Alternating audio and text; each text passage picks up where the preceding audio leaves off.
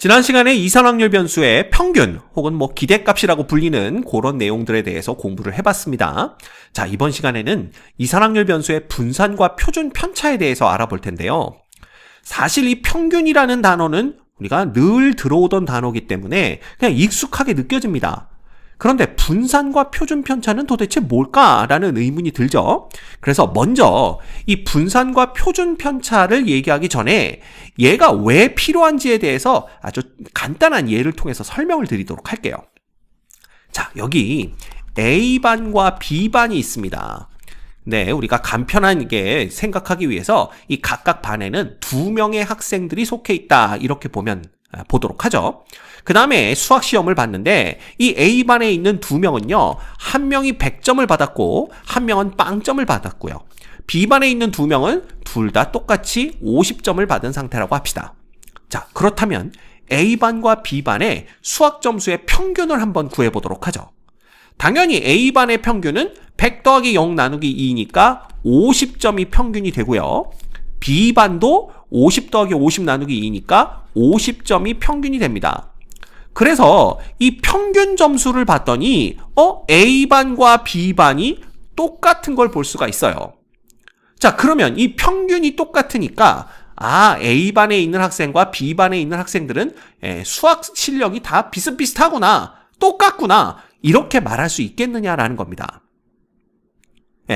그렇게 말할 수 없겠죠. 왜냐하면 평균은 둘 다 50점이지만 분명히 A반과 B반 학생들은 특징적인 그런 형태를 보여주고 있습니다. 자, A반의 특징은 뭐냐 하면 수학 천재 한 명과 수포자 한 명이 있는 거고요. B반 학생들의 특징은 뭐냐 하면 그냥 시험 볼 때 서로서로 상부상조하면서 도와가면서 시험 답안을 작성한 그런 학생 2명이 있는 거죠. 그럼 이러한 차이점을 이 평균이라는 것 자체가 설명을 못 해준다라는 겁니다. 그래서 요런 차이점을 보여줄 수 있는 평균 말고 어떤 다른 값이 필요하지 않을까라는 생각을 하게 됐고요. 그래서 생각해낸 개념이 바로 편차라는 개념입니다. 이 편차. 이 편차라는 놈은 뭐냐면요, 이 각각의 점수에서 각각 반에 평균점을 뺀 거예요. 그죠? 그래서 이 편차라는 놈을 구해보면 A반의 이 편차는요, 100점짜리는 100에서 50을 빼는 거니까 편차가 50이고요. 그 다음에 0점짜리는 0에서 50을 빼는 거니까 편차는 마이너스 50이 됩니다. 그쵸? 그 다음에 B반이라는 놈은 이 편차라는 걸 계산해보면 50에서 50을 빼는 거니까 0이 되고요. 또 50에서 50을 빼는 거니까 0이 되는 걸 볼 수가 있어요. 즉, 이 편차라는 건 뭘 뜻하냐 하면 각각의 점수가 평균으로부터 얼마만큼 떨어져 있는지를 나타내 주는 게 바로 편차입니다.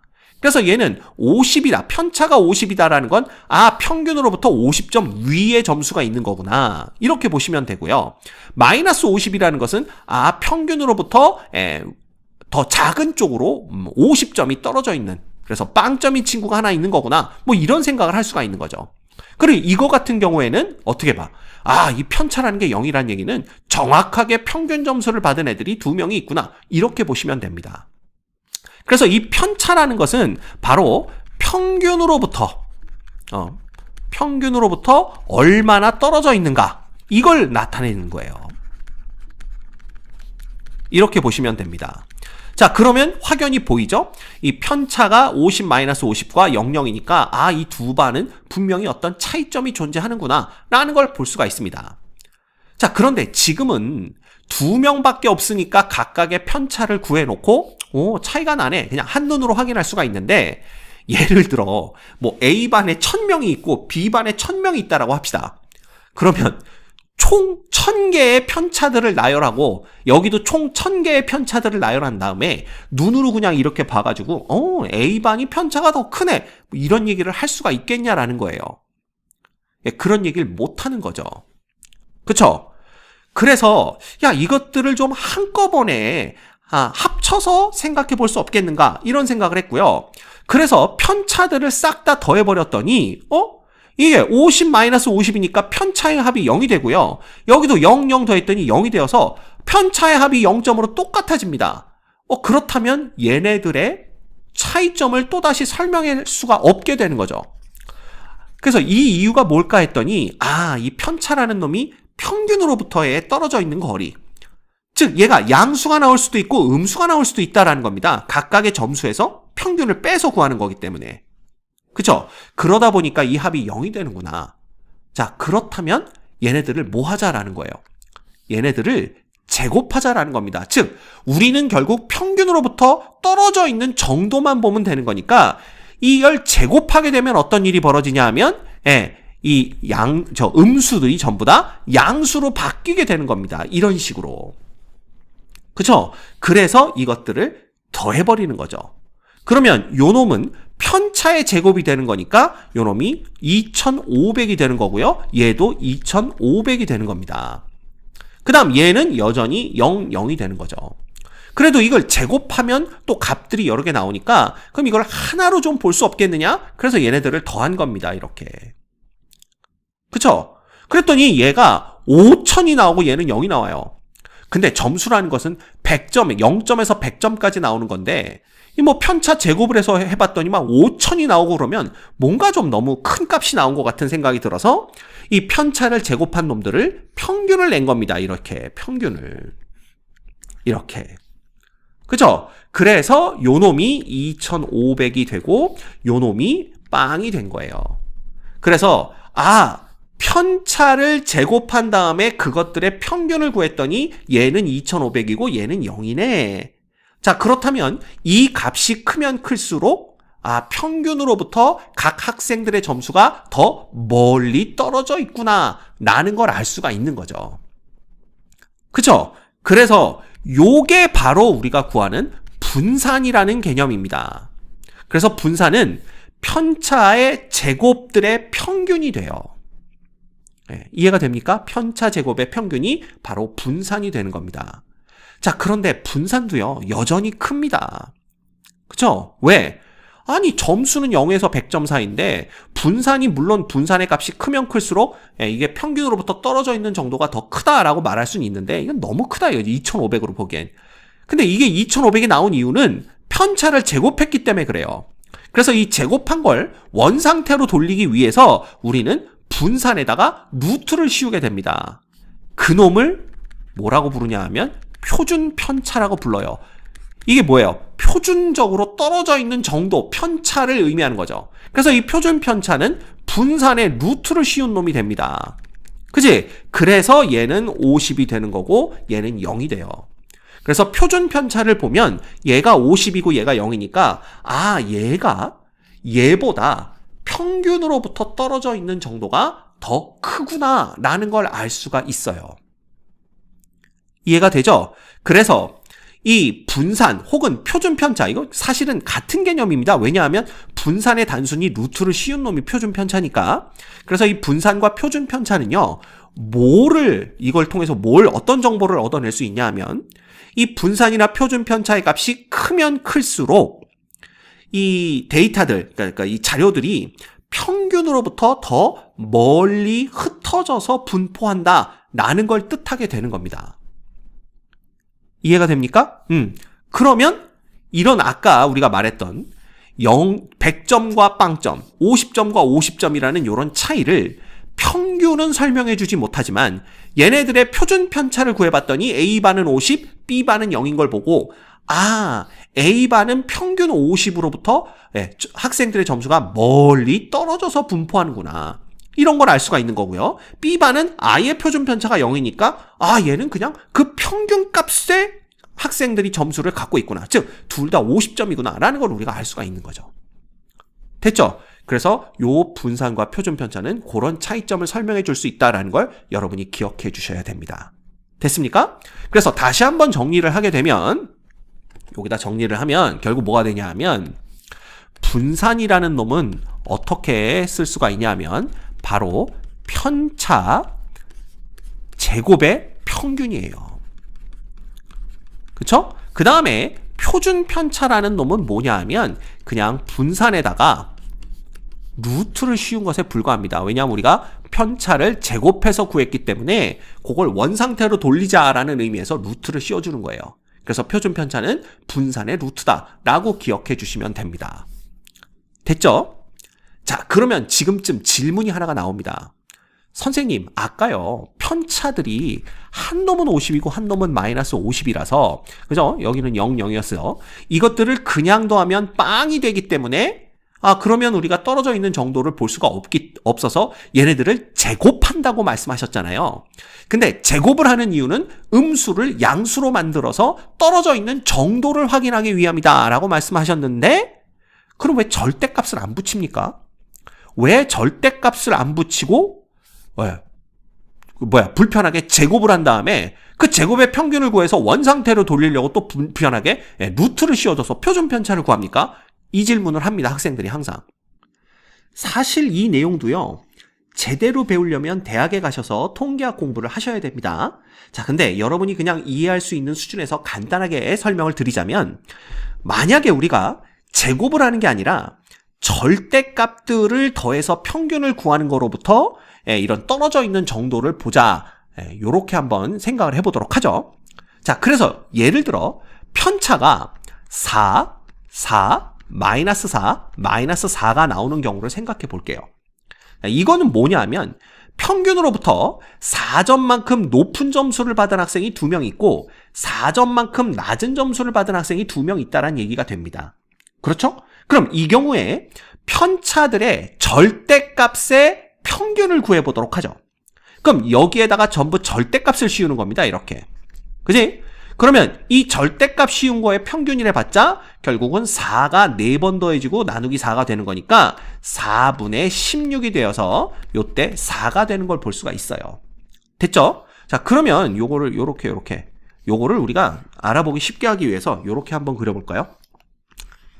요걸 평균이 되는 점이라고 했을 때 4점 위에 있으면 요렇게 두 개가 4점 위에 있다는 거고요. 4점 아래에 있다라는 건 요렇게 두 개가 4점 아래에 있다. 요렇게 표현할 수가 있습니다. 그래서 여기가 플러스 4가 되는 거고요. 그죠? 이렇게 쓰면 이상한가? 여기 그냥 4라고 씁시다. 그죠? 여기도 4고 여기는 뭐가 되는 거냐 하면 마이너스 4가 된다. 이렇게 보는 게 여러분들 이해를 돕는데 편하겠네요. 그죠? 자, 그런데 또 다른 케이스에서 요런 케이스를 우리가 생각해 볼 수가 있어요. 여기 평균이 있는데 그쵸? 한 명은 여기를 더 많은 점수를 받은 거죠. 그래서 여기가 6이 된 거고 하나는 2가 된 겁니다. 이렇게. 그쵸? 그 다음에 하나는 여기는 마이너스 7이 된 거고요. 하나는 마이너스 1이 되었다고 생각을 해봅시다.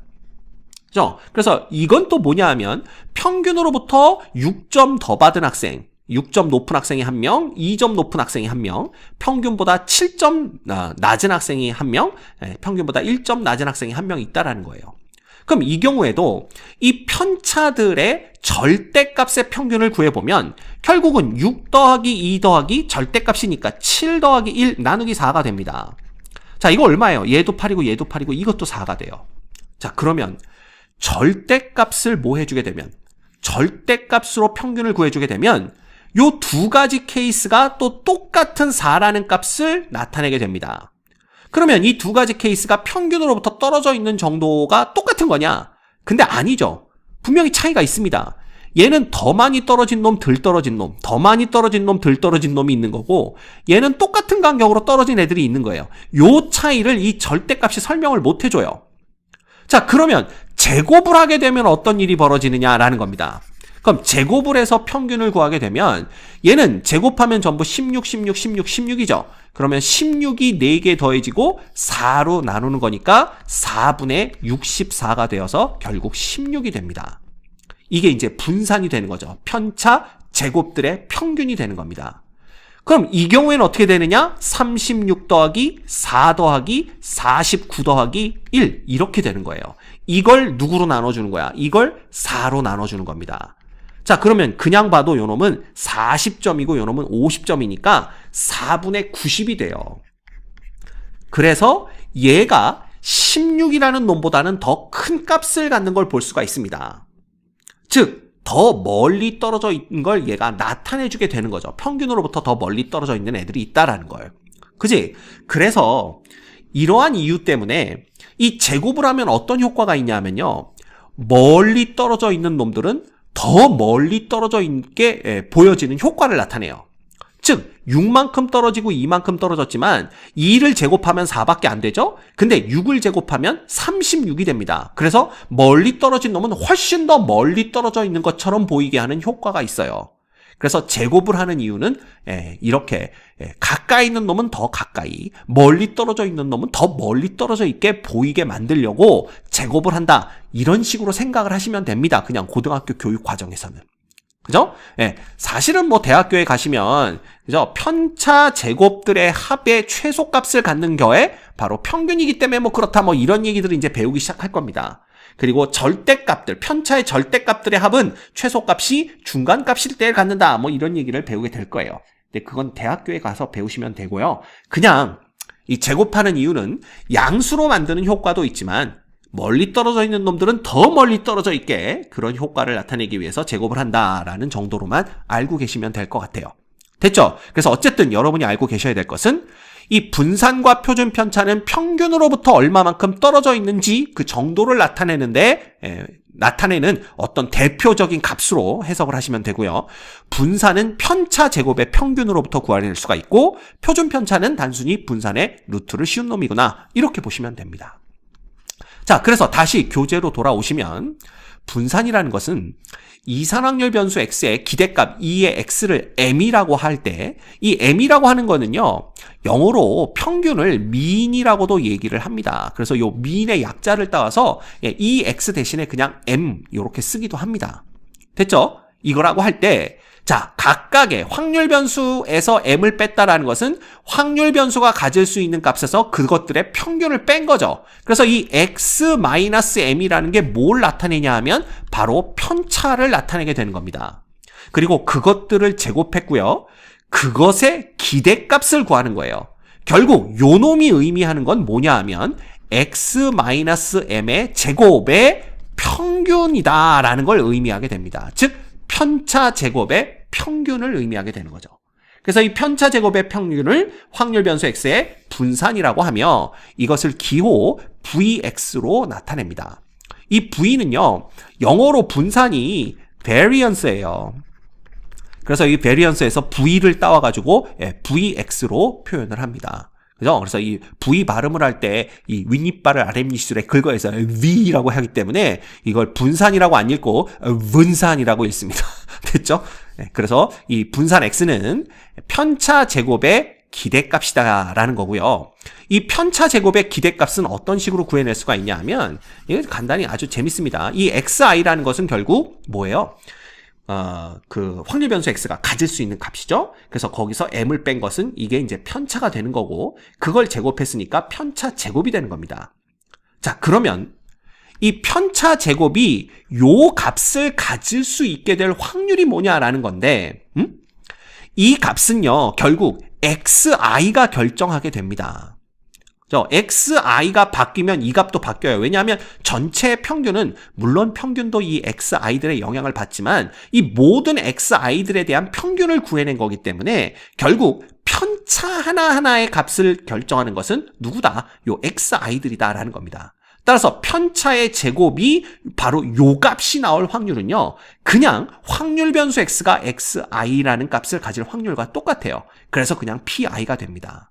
즉 기대값이라는 것은 이 확률 변수 우리가 편차 제곱을 새로운 확률 변수로 보는 거죠. 그래서 확률 변수에다가 그 값을 갖게 될 확률을 곱해서 그것들을 다 썸하는 게 되는 겁니다. 이게 바로 기대값이니까 이 편차 제곱의 기대값은 이런 식으로 구해낼 수가 있게 되는 거예요. 됐습니까? 예, 요겁니다. 그럼 이해하실 수 있겠죠? 자, 그리고 표준 편차는 분산의 양의 제곱근을 표준 편차라고 하고 이것을 그냥 시그마 x로 나타냅니다. 그죠? 이 시그마 기호는 어디서 나왔냐면요. 이 표준 편차가 영어로 standard deviation 이렇게 써요. 그래서 이 스탠다드에서 s를 따온 겁니다. 그래서 이 시그마는요. 그리스 문자로 s를 나타냅니다. 물론 우리가 이 시그마 기호는 대문자 s예요. 그래서 썸을 나타낼 때는 요걸 쓰고요. 소문자 s는 요 시그마인데 요 시그마는 스탠다드 데비에이션에서 s를 따왔다. 이렇게 보시면 됩니다. 그래서 시그마 x는 루트의 분산 x가 되는 거예요. 됐습니까? 이렇게 보시면 됩니다. 됐죠? 자, 그런데 여기서 이제 재밌는 거 하나가 있습니다. 아까 요렇게 계산한다라고 말씀을 드렸는데 요거 계산하는 게 또 만만치 않다 이렇게 느끼시는 분들이 있어서 조금 더 쉽게 분산을 구해낼 수 있는 방법을 말씀을 드리면, 자, 요 놈이죠. 분산이라는 게 지금 여기서 요렇게 계산한다고 그랬습니다. 요거를 전개해서 풀어준 거예요. 그러니까 요 놈을 전개하게 되면 뭐가 되냐면 xi의 제곱 빼기 2배의 mxi 플러스 m제곱이 됩니다. 그래서 요 각각의 pi를 곱한 다음에 이게 시그마의 성질이죠. 그래서 각각으로 이렇게 나눠줬는데, 자, i와 m은 관계가 없기 때문에 m은 상수 취급을 해서 바깥으로 빼준 겁니다. 여긴 m제곱도 마찬가지고요. 그래서 요렇게 쓴 거예요. 자, 그러고 봤더니 여기에서 요 부분을 잘 보셔야 됩니다. 요 부분이 뭐냐 하면 확률 변수가 가질 수 있는 값 xi에다가 걔를 갖게 될 확률 pi를 곱해서 다 썸해버렸네요. 요 놈이 바로 뭐가 되냐 하면 우리가 알고 있는 기대값 x, 즉 누가 되는 거야? 평균 m, 즉 민이 되는 겁니다. 그쵸? 예, 요걸 우리가 알고 있고요. 그 다음에 또 하나 봐야 될 게 뭐냐 하면 요 놈이죠, 요 놈. 자, 확률 분포표에서 확률 값들을 싹 다 더해버리면 이 값이 얼마 된다라고 배웠죠? 이 값이 1 된다라고 배웠습니다. 그래서 요 놈은 m이 되고 요 놈은 1이 되는 거예요. 그지? 그래서 요거를 그대로 여기다 대입해 주시면 요 놈은 그냥 그대로 내려오시면 되고요. 그 다음에 요 놈은 마이너스 2m에다가 m이 곱해지고 요 놈은 1이 되는 거니까 m제곱만 남습니다. 결국 요 뒷부분이 마이너스 2m제곱 플러스 m제곱이 되기 때문에 그냥 마이너스 m제곱이 돼요. 그쵸? 그럼 얘는 뭔가 봤더니 얘는요, 요것도 잘 들여다보셔야 됩니다.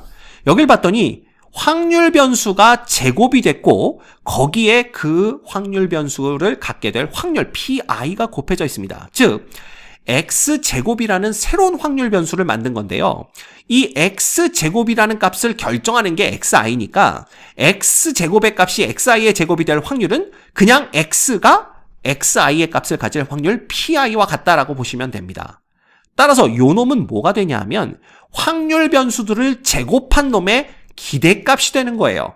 그래서 이 x의 제곱, 즉 x제곱의 기대값이 되는 겁니다. 그리고 이 m이라는 놈은 그냥 우리가 기대값 x다라고 했기 때문에 이건 기대값 x 전체의 제곱이 되는 거죠. 그래서 분산을 구할 때에는 편차 제곱의 평균으로부터 구해낼 수가 있는데 그걸 풀어서 이렇게 봤더니 이렇게 정리가 되더라 이겁니다. 그래서 여러분들 요거를 이제 외워두시면 조금 더 편하게 분산을 구해낼 수가 있는데 요걸 외우는 방법은 뭐냐면요. 이거예요. 제평 마이너스 평제 이렇게 되는 겁니다. 이게 뭐냐면 제곱의 평균에서 평균의 제곱을 뺀다. 그래서 제평 평제다. 이렇게 외우시면 편리합니다. 알겠죠? 그래서 분산은 기억하셔야 됩니다. 두 가지예요. 편차 제곱의 평균이라고 생각하셔도 되고요. 이렇게 구하셔도 되고요. 아니면 제평 빼기 평제, 즉 제평 평제로 기억하셔도 됩니다. 이거 두 개가 다 뭘 나타내? 분산을 나타내는 게 되는 겁니다. 알겠죠? 오케이. 자, 그러면 간단한 예제를 한번 풀어볼게요. 검은 공이 3개, 흰 공이 4개 들어있는 주머니에서 2개의 공을 임의로 꺼낼 때 흰 공의 개수를 확률 변수 x라고 하자 그랬습니다. 이때 확률 변수 x의 기대값과 분산을 구하세요 라는 게 문제네요. 자, 그러면 먼저 확률 변수 x가 가질 수 있는 값은, 자, 2개를 꺼내는 거니까 그 2개에는 흰 공이 하나도 없을 수도 있고요. 1개만 있을 수도 있고요. 2개만 있을 수도 있습니다. 2개 다 흰 공일 수도 있는 거죠. 그래서 확률 변수 x가 가질 수 있는 값은 0, 1, 2 요 3개가 되는 거예요. 그러면 확률 변수 x가 이 각각의 값을 갖게 될 확률을 구해야 되는데 확률은 이미 우리가 확률 단원에서 배워서 알고 있습니다. 그래서 x가 0이 될 확률, 즉 둘 다 검은 공이 뽑힐 확률은요. 결국 뭐가 되는 거야? 이거죠. 7개 중에 2개를 뽑는데 검은 공 3개 중에서만 2개를 뽑는 겁니다. 그치? 그래서 얘는 뭐가 되냐 하면 21분의 3, 즉 7분의 1이 되는 걸 볼 수가 있어요. 됐죠? 네. 자, 그 다음에 물론 x가 1일 확률도 구해야 되겠지만 쉽게 우리가 x가 2일 확률부터 구해보면 얘는 7개 중에 2개를 뽑는데 흰 공 4개 중에서만 2개를 뽑으면 둘 다 흰 공이 되는 거니까 확률은 7 컨비네이션 2분의 4 컨비네이션 2가 됩니다. 그래서 이거 계산해 보면 뭐가 되냐 하면 21분의 6이 되는 걸 볼 수가 있어요. 그래서 7분의 2가 되는 겁니다. 됐죠? 그럼 얘는 왜 안 구했느냐? 이미 알고 있죠? 왜? 이 확률 값들 다 더하면 합계 1이 나와야 됩니다. 따라서 이거 2개를 더한 놈이 7분의 3이라면 당연히 1일 확률은 7분의 4가 되는 겁니다. 그래서 이 확률 분포, 이산확률 분포의 특징, 확률 변수의 성질을 알고 있다라면 요거 계산 안 하고도 쉽게 구해낼 수가 있어요. 그래서 일단 확률 변수 x의 확률 분포표를 만들어 보면 이렇게 됩니다. 자, 그럼 이때 기대값은 뭐가 되냐 하면요. 이 x라는 놈은 요렇게 곱한 거, 요렇게 곱한 거, 요렇게 곱한 거를 싹 다 더해주면 되는 거죠. 그치? 그래서 요렇게 곱한 거 더하면 0, 요렇게 곱한 거는 7분의 4, 자, 요렇게 곱한 거는 7분의 4 이렇게 되기 때문에 이놈은 7분의 8이 된다라는 걸 알 수가 있습니다. 됐죠? 오케이. 그 다음에 이 기대값은 여기는 그냥 약분 안 하고 21분의 3이라는 값을 갖다가 썼네요. 뭐 어쨌든 그 다음에 분산을 구해야 되는데 먼저 분산을 편차 제곱의 평균으로 구해볼게요. 자, 그러면 편차 제곱을 먼저 구해주시면 x-m의 제곱값들을 구해주셔야 됩니다. 근데 m이 지금 7분의 8이잖아요. 그러면 0에서 7분의 8을 빼면 마이너스 7분의 8의 제곱이 되는 거니까 얘를 다시 쓰면 49분의 64가 되는 겁니다. 그쵸? 그래서 49분의 64를 써주시면 되고요. 그 다음 요건 1이잖아. 그럼 1에서 7분의 8을 빼주면 마이너스 7분의 1이니까 49분의 1 이렇게 써주시면 됩니다. 그 다음 요놈은 2니까 7분의 14에서 7분의 8을 빼면 7분의 6이죠? 제곱하면 49분의 36 이렇게 되는 겁니다. 이게 바로 편차 제곱들의 값이고요. 그때 요 편차 제곱들이 요런 값을 가지려면은 이건 뭐예요? 이게 49분의 64가 나온 것은 x가 0을 가졌기 때문에 49분의 64가 나온 겁니다. 그래서 이 값이 49분의 64가 되도록 결정하는 놈은 바로 이 0이에요. 즉 확률 변수 x가 0이 될 확률은 7분의 1인 걸 알고 있으니까 요게 요 값을 가질 확률도 7분의 1이다. 이렇게 보시면 됩니다. 당연히 얘도 7분의 4고요. 얘는 7분의 2의 확률을 갖습니다. 따라서 편차 제곱의 평균으로 우리가 분산을 구해보면 결국 분산이라는 놈은 자, 편차 제곱들의 평균은 얘에다가 얘를 곱하면 되겠죠? 그러면 7의 3승이 됩니다. 64가 되고요. 얘는 7의 3승이 되고 4가 되는 거고요. 얘는 7의 3승이 되고 72가 됩니다. 그래서 이것들 다 더해주면 7의 3승분의 68에다가 얼마를 더하는 거예요? 72를 더하는 거예요. 그러면 0 되고 1 올라갑니다. 140 이렇게 되는 거죠. 그래서 7로 약분해주면 7의 제곱분의 20 그래서 얼마? 49분의 20이라는 값을 얻어낼 수가 있습니다. 이게 분산이에요. 됐죠? 자, 그런데 이렇게 구하니까 뭔가 좀 복잡합니다. 뭐 49분의 64에다 7분의 1을 곱해서 막 7의 3승이 등장하고 이러니까 야, 이거보다는 편차 제곱의 평균을 이용해서 구하는 것보다는 재평 평제가 편하겠구나. 요런 생각을 해볼 수가 있고요. 재평 평제를 구하기 위해서는 x제곱의 평균부터 구하셔야 됩니다. 근데 x제곱의 평균, x제곱이 가질 수 있는 값들은 0, 1, 4죠.